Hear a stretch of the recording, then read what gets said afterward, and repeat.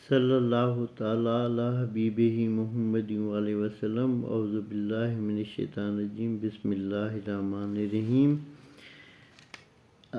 حضرت سلطان حمید علیہ رحمت بکھر والے کی فیض یابی کا آپ کو سناتے ہیں، اور یہ جو حوالے آپ کو سناتے ہیں یہ کتاب مناقب سلطانی اور اس کے مصنف سلطان العاشقین حضرت سلطان حامد رحمۃ اللہ علیہ ہیں۔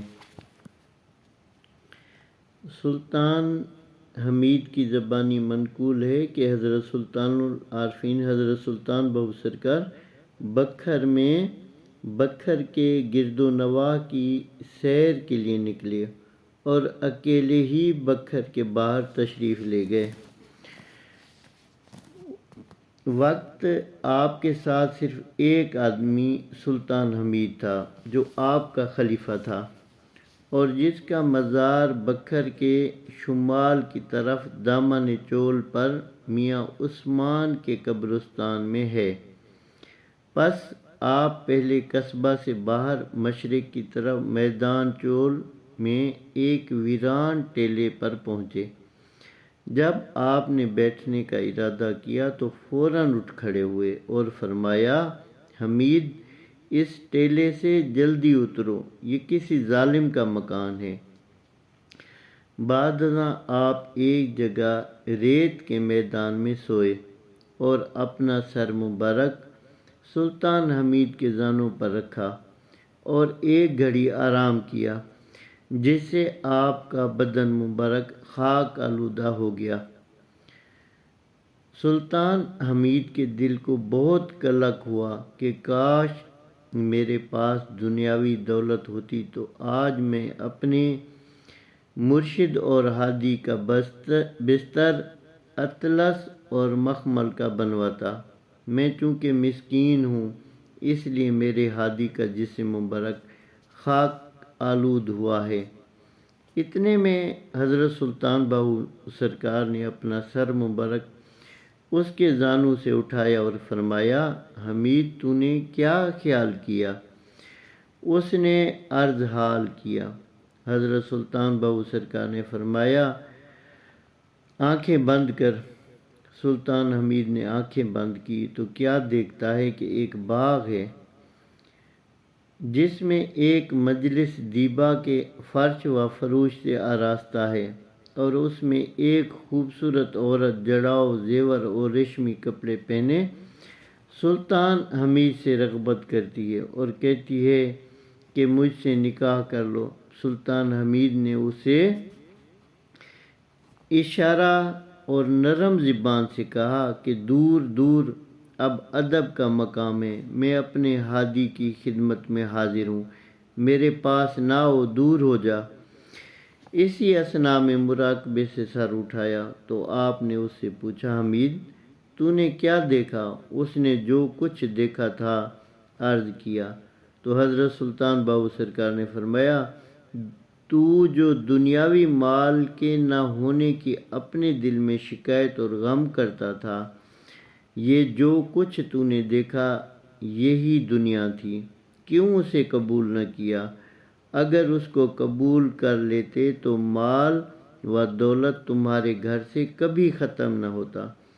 سلطان حمید نے عرض کیا کہ یا مرشد کامل، میں اللہ تعالیٰ سے اس کی ذات کا نور چاہتا ہوں، میں مال و دولت نہیں چاہتا۔ حضرت سلطان العارفین نے فرمایا کہ فقر محمدی کا اثر تیرے خاندان سے نہیں جائے گا۔ ایک روز حضرت سلطان بہو حضرت سلطان العارفین چولستان مذکور کی سیر کو گئے۔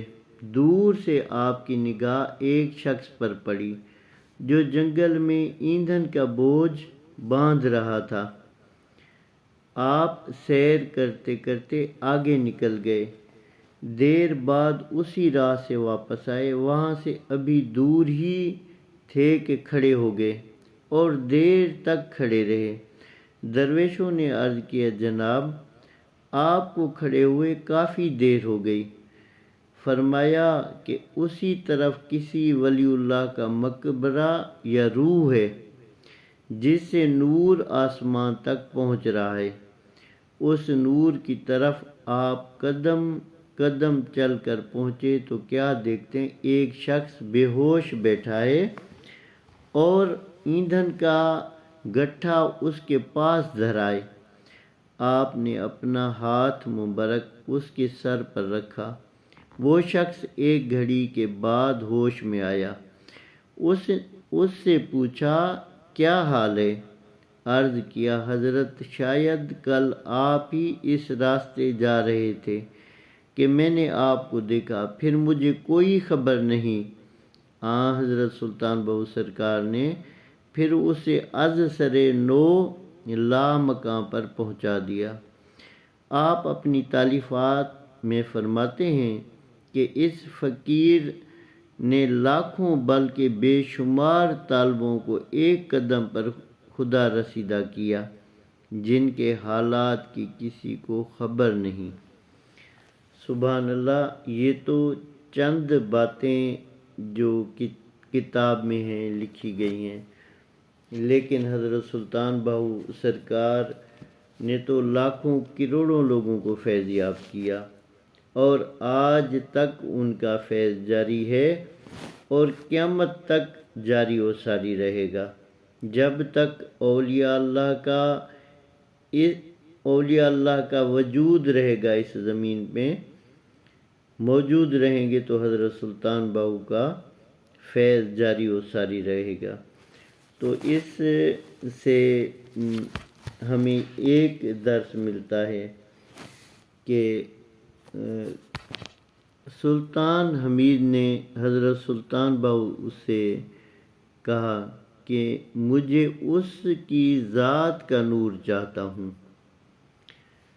تو اللہ تعالیٰ بھی فرماتے ہیں کہ میں جسے چاہتا ہوں ظلمات میں سے نکال کے نور میں داخل کر دیتا ہوں۔ جو طالب حق ہوتے ہیں، جن کو راستہ نور دکھاتا ہے، وہ رہنمائی نور معرفت ہی کرتا ہے، نور خداوندی ہی رہنمائی کرتا ہے۔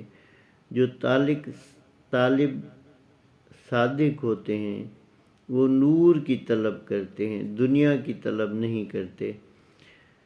تو دنیا کی طلب کرنی نہیں چاہیے، جنت کی طلب بھی نہیں کرنی چاہیے، اللہ کی ذات کی طلب کرنی چاہیے، اس نور کی طلب کرنی چاہیے۔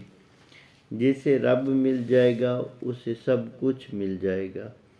اللہ تعالیٰ آپ کو، ہمیں سب کو ان باتوں کی سمجھنے کی توفیق عطا فرمائے اور عمل کرنے کی توفیق عطا فرمائے۔ وآخر دعوانا ان الحمد للہ رب العالمین۔